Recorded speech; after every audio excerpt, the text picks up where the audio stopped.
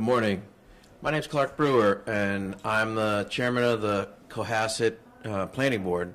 And we're here this morning to have an event. It's a visioning session that the whole town's invited for, and it's essentially from 10 to 2 p.m. This is Saturday, March 5th. We're having a bus ride with MAPC, that's Metropolitan Area Planning Council team. They're planners that have come in from Boston and wherever they live, all over the place, to help us with our refresh of a master plan.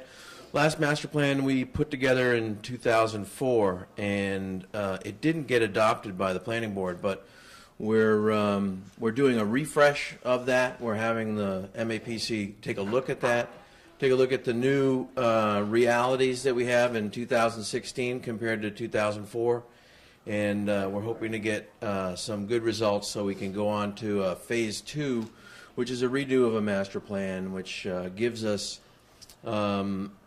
options and gives us an idea of how we can proactively make changes to our zoning and other kind of municipal laws so that we are in control of what happens in the future, so that Cohasset stays the wonderful place that it is, and hopefully can be even better.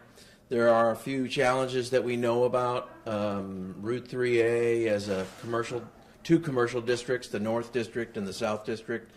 They don't have sidewalks, they don't have intermobility, and some of the infrastructure is aged. We've got a lot of curb cuts and a 3 times the state average dangerous intersection at the corner of Beechwood. So those are all things that we're hoping to address as a part of this master plan refresh, and there'll be more public meetings in addition to this one if not everybody can make it to the 5th of March meeting, and we hope to see you at those. And I think we're also having a survey. The survey is going to be coming out, and we'd appreciate your input. Thank you very much. Hello, I'm Jack Cunningham here with Ralph Wilmer. All right, so Ralph, tell us a bit about the master plan. So master plan is a plan that many communities have undertaken that looks at a wide range of issues facing the community, including natural resources, land use, economic development, housing, transportation, open spaces, and looks at all of those issues in a more comprehensive way and how they interact with one another. All right, so who's most involved with the master plan? Well, ultimately, it's the town's master plan, so the town is obviously one of the key participants in the process.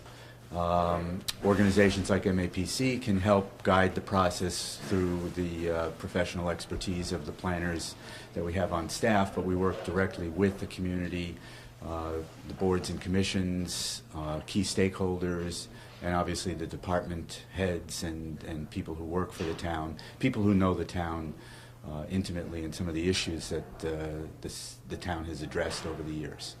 All right, and if you're a resident of Cohasset who owns property, what's the most important part to know?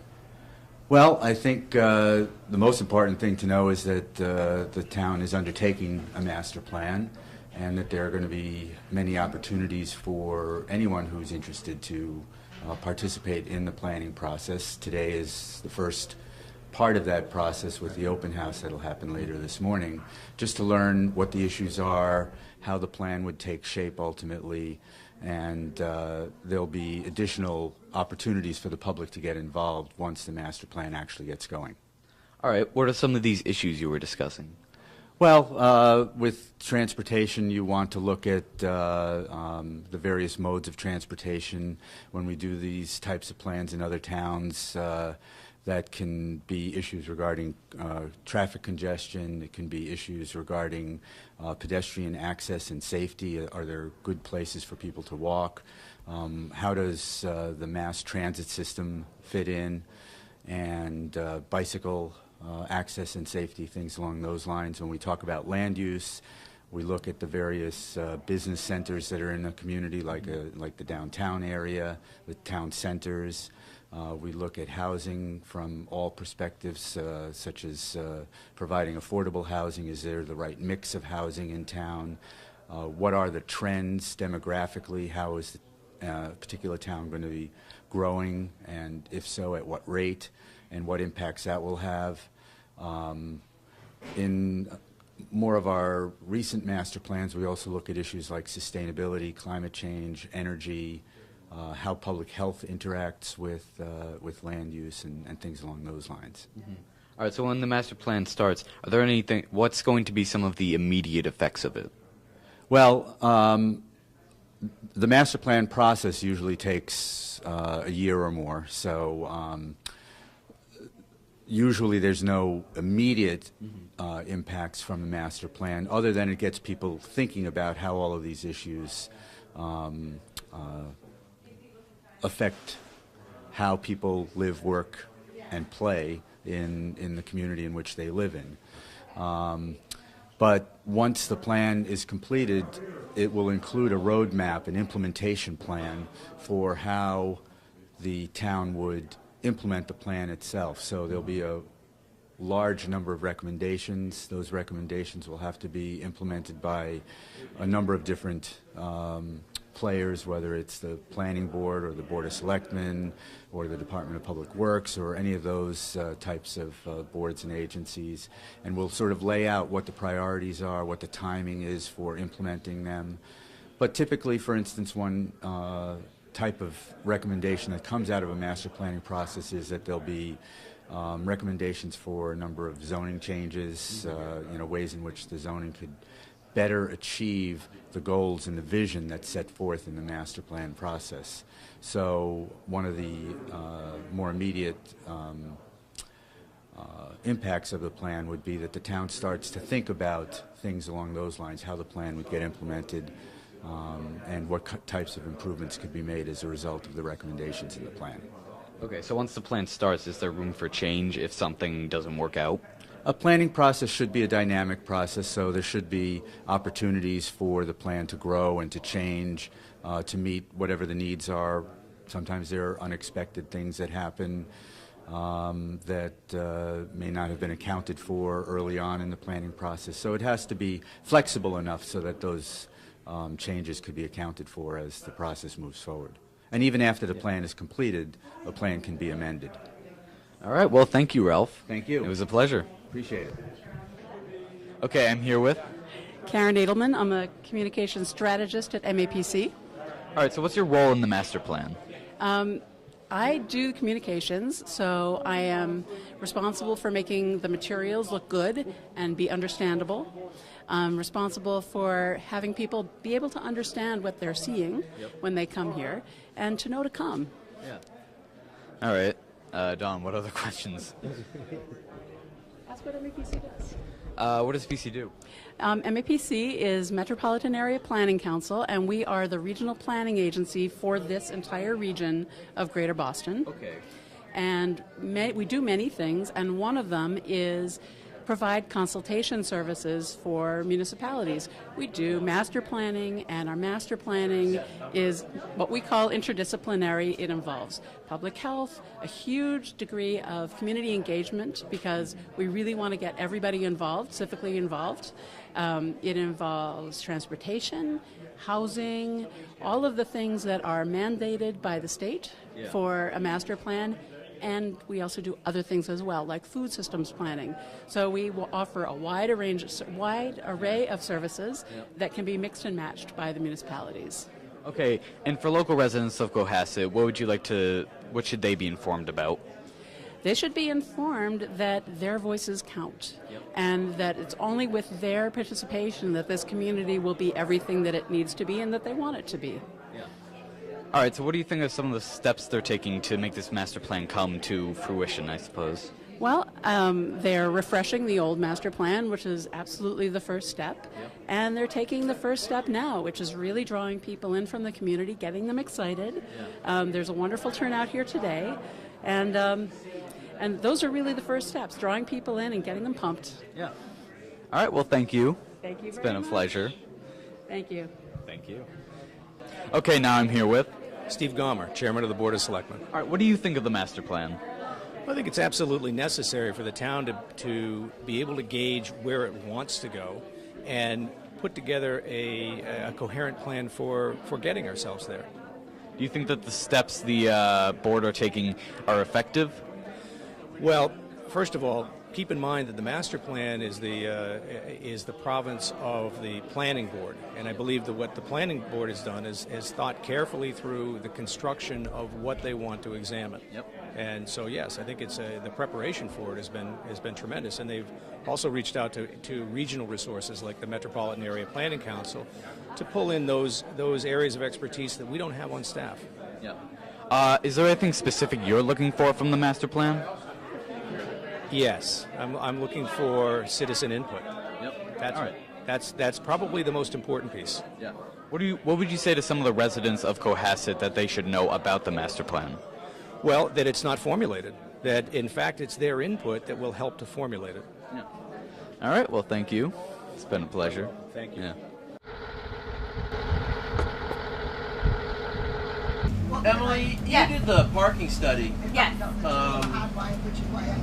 you have any comments about the parking lot use, the general like summary on the village parking lot? Right. So I wasn't the one who did the study, but Yeah. I did do some counts one day, That's and right. we did realize that this parking lot over here, the one that we had passed, is very full. It can get very full, but then there is another parking lot that is fairly empty most Right. of the time. So it seemed like people were really trying to park as close as possible to their destination, but there was definitely more parking in the second lot for most of the time. Yeah, wasn't there a problem? There was a problem I heard where there was some construction phasing and a bunch of screws had fallen out of somebody's pocket and everyone was getting flat tires there, so no one wanted to use the lot anymore. Yeah, I think the maintenance of the lot could help. And we did notice that there were some people leaving their cars there all the time. So it makes it not look like an active parking lot. Right, right. Now, that extra parking lot has changed significantly since you did the report. Oh, because excellent. The entire building was renovated by the new owners. Yes. And they're bringing in new tenants, and the new tenants are bringing in more business, and more business is filling up that lot. Oh, wonderful. So it is, it's an asset to that building to have something so close. Now it's being utilized. And also the James Lane project is going to be using that parking lot as their parking because they're only allowing one spot per unit there, so the rest are going to be parking there. That's right. So that will be filling up. Oh, excellent. All right, good to know. So this is an open forum, but we wanted to come down to the harbor. The harbor is a great amenity for the town, and I've only been on the mooring waiting list for 20 years, and I'm pretty sure 20 more I'll get a mooring in the harbor. Give it to your grandchild. Yeah, I don't think they're transferable, but as soon as if I have a grandchild, we'll get them on the mooring list right away. The harbor's a wonderful place. I mean, it's picturesque. The Cohasset Land Trust owns this spit of Situate. This is actually Situate. Bassing Beach. Bassing Beach is a part of Situate that intervenes into the middle of Cohasset Harbor. One thing we've talked about over the years, about the harbor, how to deal with parking issues in the summer. There's an interesting fact that there's, as the Cohasset residents all know, most of the harbor is owned by one person, and that may be changing. I think that leads some people to be concerned about change and how new ownership might affect the harbor long term, the way it looks, the way it functions, management. I think generally it's been managed pretty well, although what we have for the ability for zoning or planning for the future is there's not a lot of flexibility. There's not a lot that anybody can do with any of the properties that are there. Whatever you've got, and that's it. And I think one of the things that a master plan tries to address, and what a harbor plan might address, would be what is the best use, or what uses would be most beneficial to the people of Cohasset in the future? How do we see the harbor 5, 10, 25 years from now? And those are the basic issues for us. I don't know if you have any particular comments since we're in your neighborhood. At one point, where we are would have been a corrugated metal building. Yeah, the Haggerty. Buildings went all the way across the marsh. Yeah. They built boats. The and boathouse. Cohasset There was a Colonials. group formed. The town purchased this. I want to say around '92, maybe. Yeah.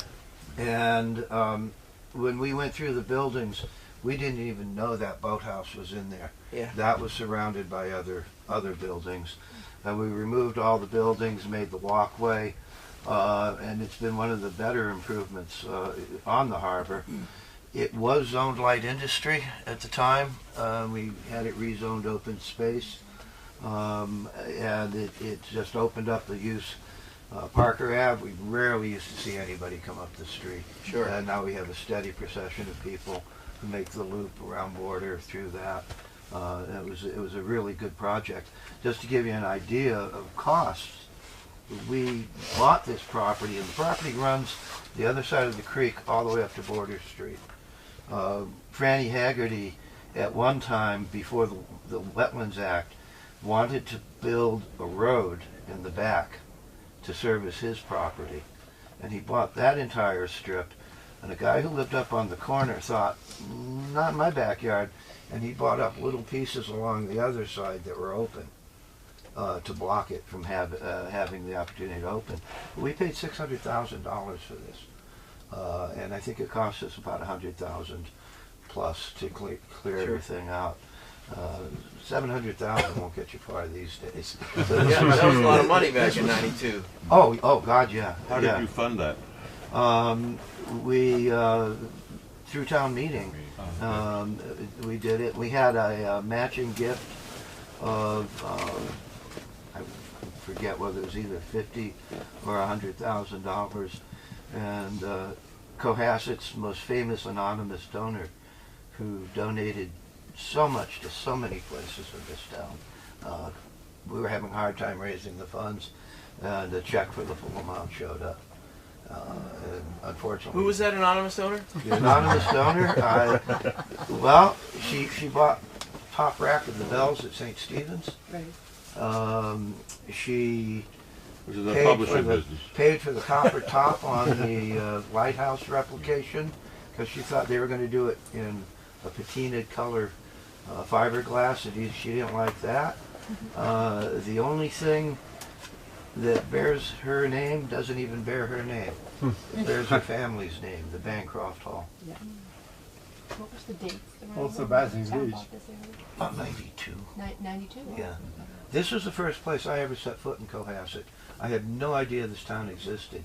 And I brought a boat down for a friend, and we tied up at the end of the street, and we walked into town, and walked back, and I called a realtor I knew, said, if you ever see a house on Parker Ave, give me a call. And 3 years later, she did, and we bought it that night. That was 30 years ago. She also did the pool. She did the pool?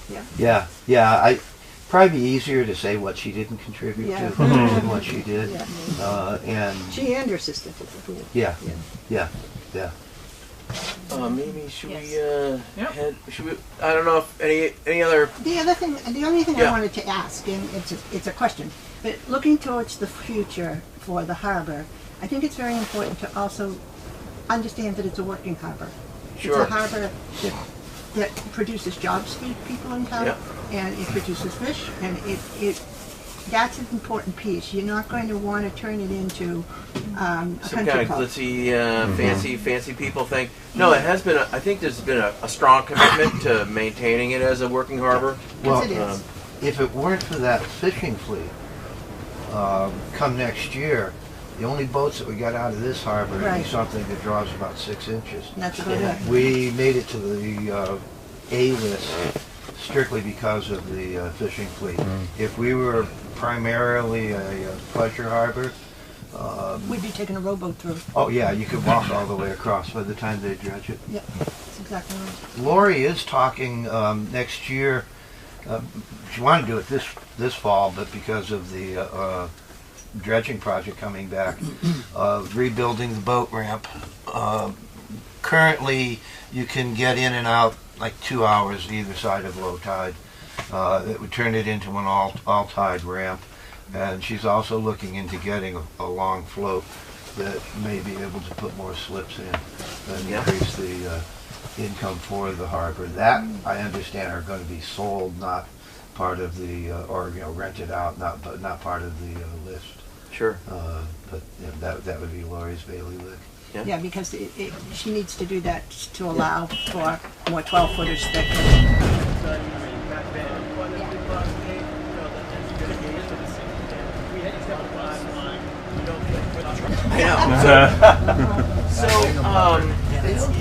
This is the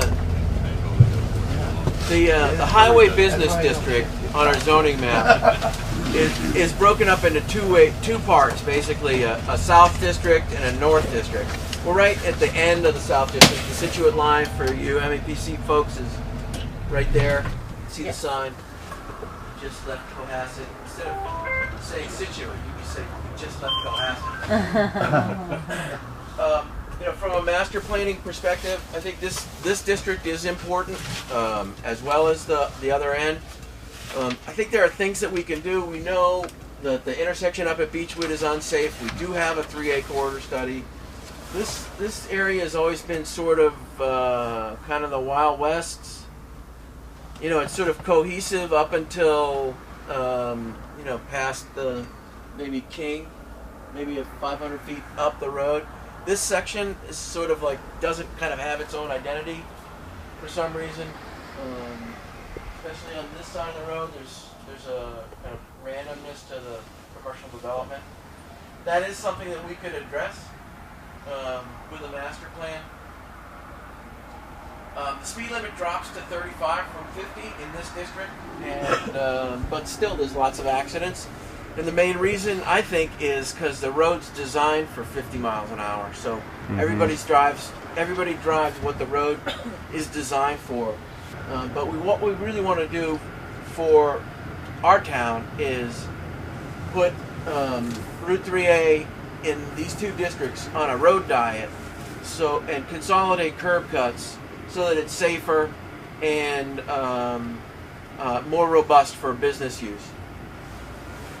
Does the current zoning require that people like the mulch business over here and stuff keep a certain distance away from the highway so that as you're driving here, this looks horrible. The cars are right next to the pavement. They're probably partially on state property. Yeah, that is a problem. The landscaper and the shrub shop and everything else. It just, to me, that's what hurts. There are lawsuits with the state about people who have been using the right-of-way of the state right-of-way. We don't have a mechanism as a town to keep people off of the state highway. The state highway it's one of the funny things. We found 3A as a concern, and we went to District 5, and they said, well, we want to reduce the speed limit in the other end, and they're like, no, the speed limit's set at the speed that people drive, so you can't reduce the speed limit. And I continue to get pushback every time we ask. We get pushback. They say they're like ha ha no. So I'm at the point where we want to get Garrett Bradley and whoever takes Headland's place involved in those kinds of negotiations. Right, but if you can't use private property to display goods and things for sale along 3A, what do you care about the state for? Because it's on their property that you can control through zoning enforcement. Right. And if they're parked somehow between their property and on the state property, then that's something you can't do anything about. Yeah, they shouldn't be using the state right of way. Right, but I'm talking about the 15-foot setback that's required even for signs. In terms of enforcement, I think Bob Egan, the zoning enforcement officer, has issued notices. There's another thing that's in play here along some of these areas on 3A. It's the wetlands that are behind these properties. And so they're getting pushed, a lot of these businesses, towards 3A because of setbacks to the wetlands in the back. For instance, Boundbrook behind the property across Other the street. conservation. Yeah, so there are some competing interests between even the jurisdictional authorities in the town that the business owners are always trying to fit. Except for existing business owners, not new developments. Because with new development, you say, I mean, that just limits how much land you have to develop at that point. And sorry, this is what you have to work with. But a lot of that is actually vacant. So it's a lot of these businesses that have been around before the Wetlands Protection Act existed. That's what's happening. Yep.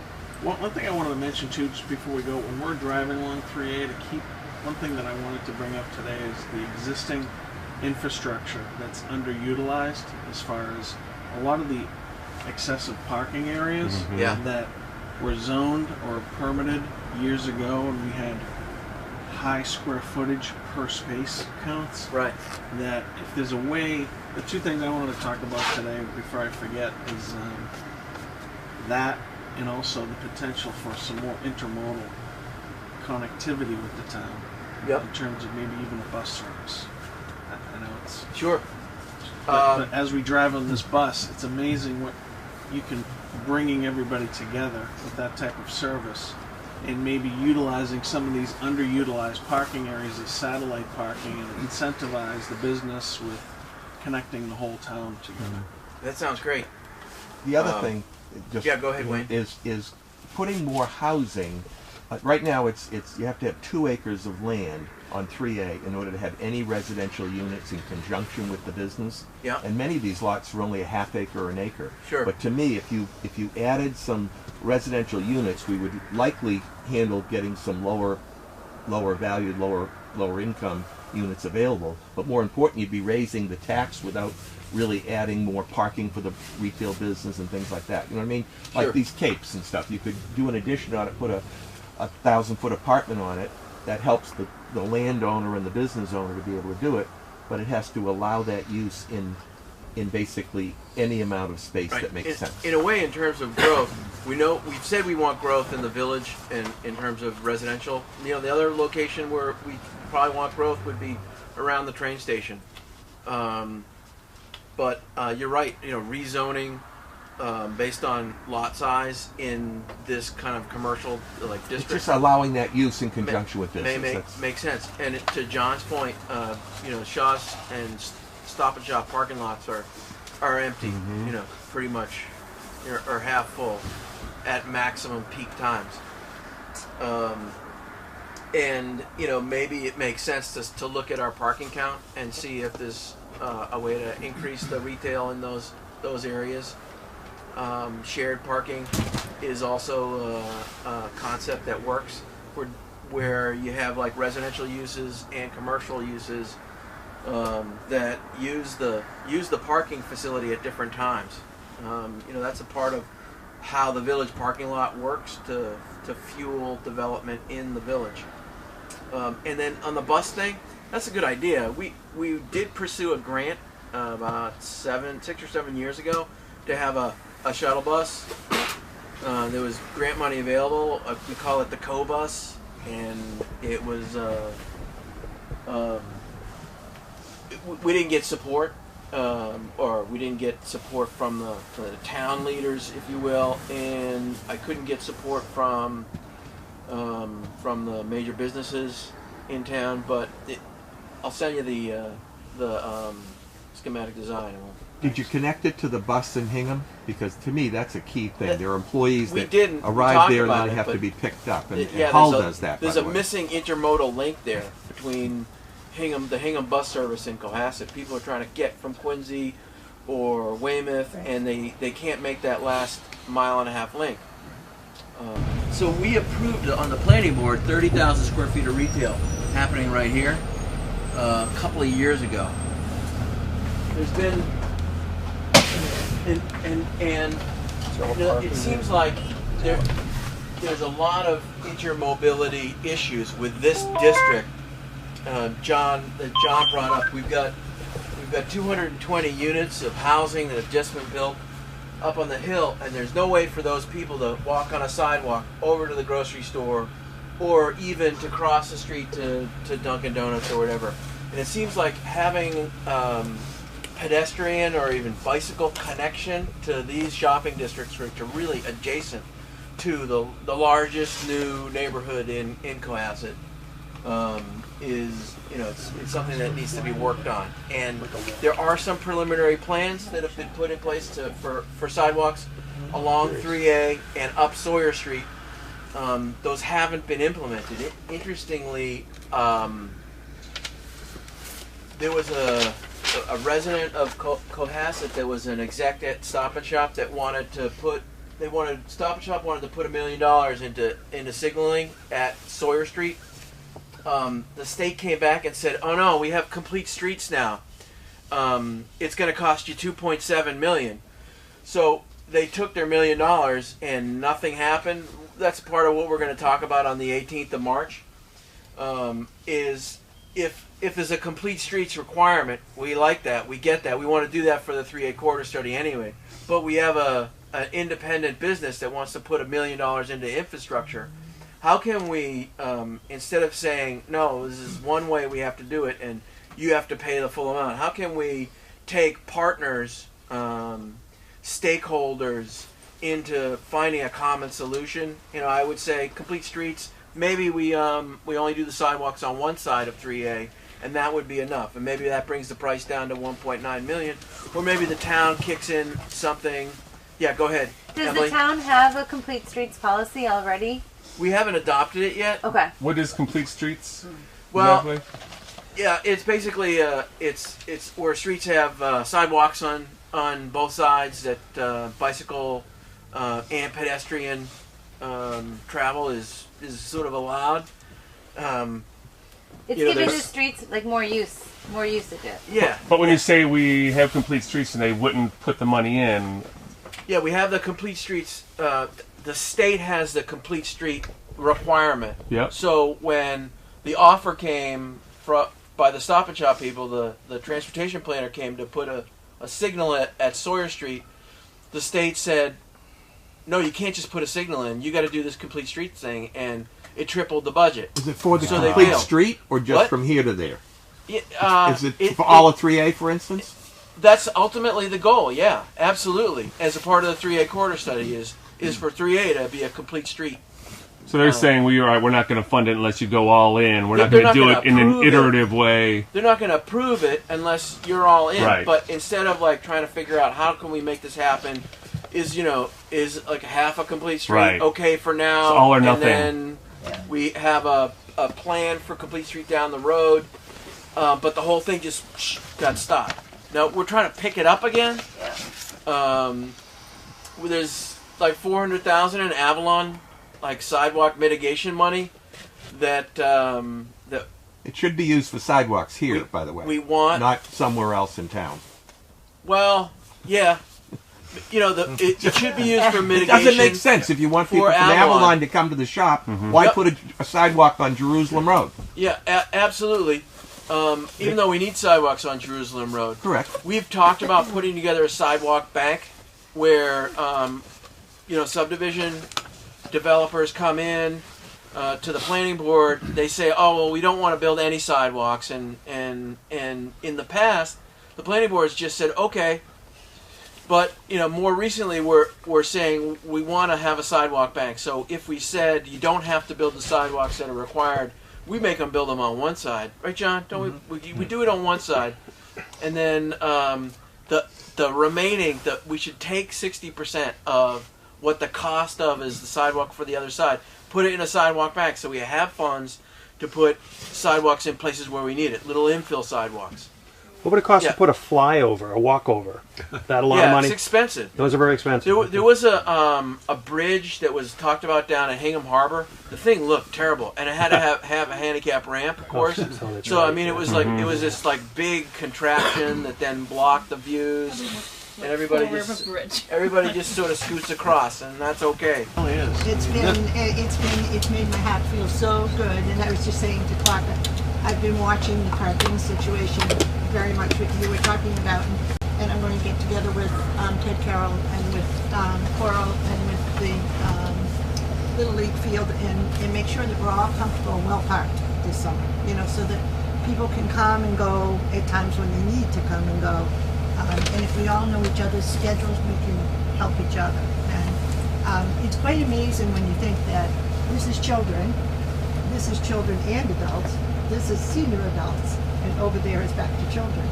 So we've got quite a responsibility in some ways, but a very healthy responsibility.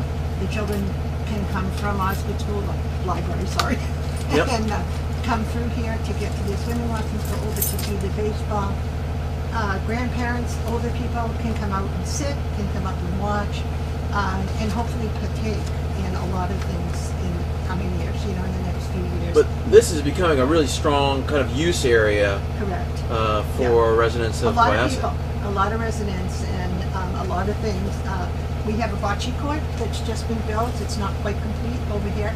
And if you don't think that won't become popular, it will. And it's nice to watch people of all ages be able to intermingle. And also know, gee, there's a big swim meeting on Friday. We got to take a chance here and move some cars over there. They're got to go over there, or they have to go up here. There's no Little League game. And people doing that, sharing. And that's when I said to you, I remember John saying to John, I really just want to create a village. Yeah, that's it. That's a great idea. I'd like to thank everyone who contributed to this. Thank you very much. Yeah. Thank you.